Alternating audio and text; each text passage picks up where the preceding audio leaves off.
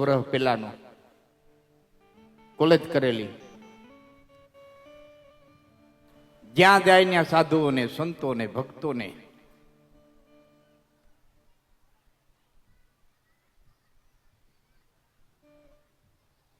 પૂછે, તમે ભગવાનને જોયો?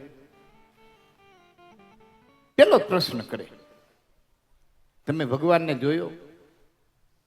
એટલે કોઈ વિદ્વાન એમ કે વેદમાં, એમ કે વેદ મેં વાંચી લીધા, તમે જોયો? કે ભાઈ રામાયણ, એમ કે રામાયણ મેં વાંચી લીધી છે, હું તમને પૂછું છું તમારો અનુભવ શું છે, તમે જોયો? એટલે માણસ અહીંયા પાછો પડી જાય, વળી કોઈ બીજા પાસે જાય, કોઈ ત્રીજા પાસે જાય, તો વળી કોઈ એમ કે ભાઈ દર્શનોમાં, દર્શનો છે મેં વાંચી લીધા. તમે બધે જાય એક જ પ્રશ્ન, તમે ઈશ્વરને જોયો? તમે ઈશ્વરને જોયો? ફરતા ફરતા ફરતા ફરતા દક્ષિણેશ્વર આવ્યો. નામ નરેન્દ્ર છે, કોલેજિયન વ્યક્તિ છે, એ જમાનાનો કોલેજિયન, એજ્યુકેટેડ.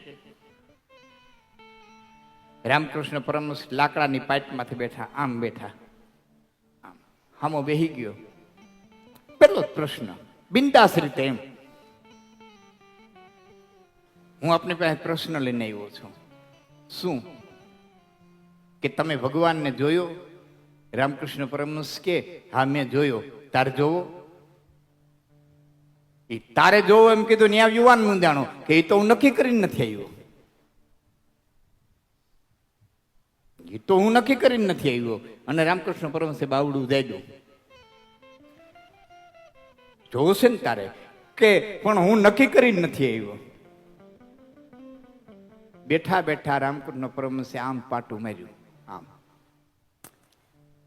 અંગૂઠો અહીં લઈ ગયો, અહીંયા લઈ ગયો અને સમાધિ લાગી, જેને શક્તિપાત કહેવામાં આવે. આવો કોઈ સદગુરુ મળી જાય ને તો ખાલી હાથ મૂકે ને તો એ સમાધિ ચડાવે, જેને શક્તિપાત કહેવામાં આવે.